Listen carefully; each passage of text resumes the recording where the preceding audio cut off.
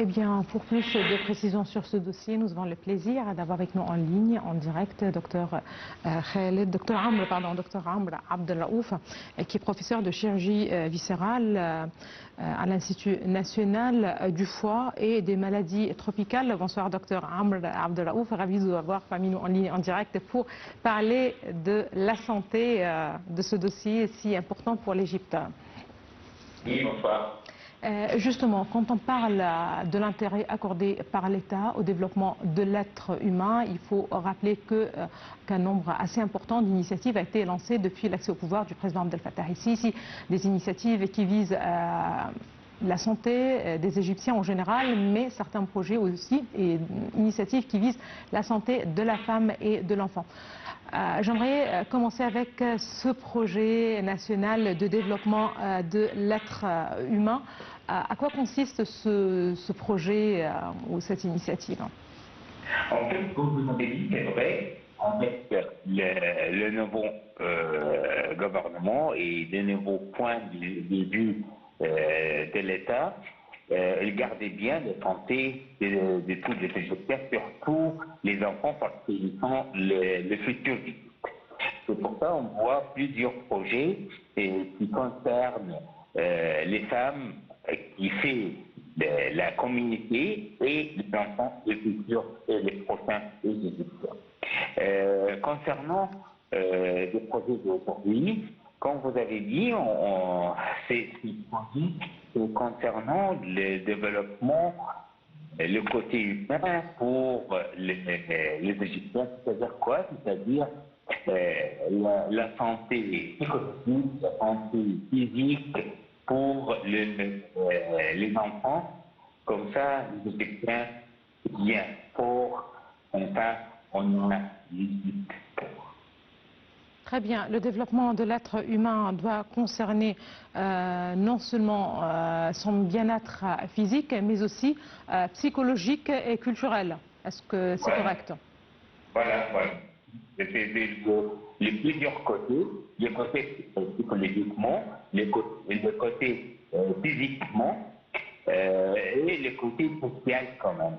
On a ouvert plusieurs projets qui concernent plusieurs gouvernements pour bien améliorer les domaines que vous avez. Très bien. L'Égypte a une population assez importante de jeunes, il faut le dire. D'un côté, ça représente un potentiel, certainement, pour le développement, mais aussi, il pourrait être un défi, c'est-à-dire comment préparer cette jeunesse pour l'avenir. En fait, c'est vrai, l'Égypte a un grand, comment on dit, chance pour avoir une population de jeunesse et de gens qui constituent à peu près plus de 50 ou 60% de population. Et ça, qui donne une vue très forte pour la prochaine vie. Il est important de bien améliorer la santé, améliorer l'état psychologiquement pour les prochains adultes, et quand même développer des cultures bien fortes physiquement comme ça. Très bien. L'une des initiatives les plus importantes, peut-être, c'est l'initiative Bédaïa, quand on parle d'une initiative qui vise à améliorer les caractéristiques démographiques et à réduire les taux de retard, de croissance, d'obésité et d'anémie chez les enfants. Ça fait partie peut-être de cette initiative qui a été lancée il y a quelques années et qui vise les enfants à l'école primaire et au collège, si je ne me trompe pas. C'est-à-dire, on parle de l'importance de détecter les maladies, voire s'intéresser aussi tout ce qui a rapport avec l'obésité, l'anémie, justement pour arriver enfin encore une fois, à avoir une jeunesse bien costaud, si je me le permets. Oui. En fait, on voit que l'État a commencé ce projet il y a quelques années et pendant ces amis-là, ils ont envoyé comment on dit, une certaine gens du ministère de Santé pour bien faire une analyse pour toutes les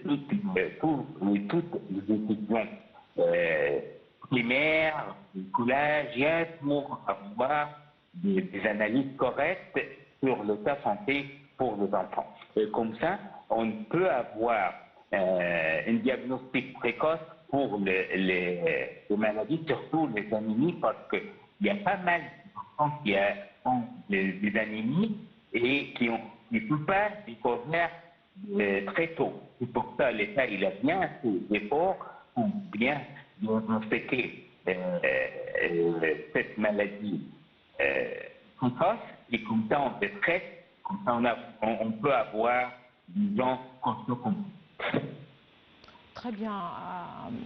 Parmi ou dans le cadre de ce projet national de développement, il y a aussi la modernisation du système de la santé. D'un côté, il y a ce but ou cet objectif de construire de nouveaux hôpitaux, mais aussi de moderniser les hôpitaux déjà existants. D'un côté, moderniser les hôpitaux, mais aussi moderniser tout le système d'une façon à numériser le système de la santé pour avoir un accès direct, un dossier peut-être tout à fait indépendant de chaque individu.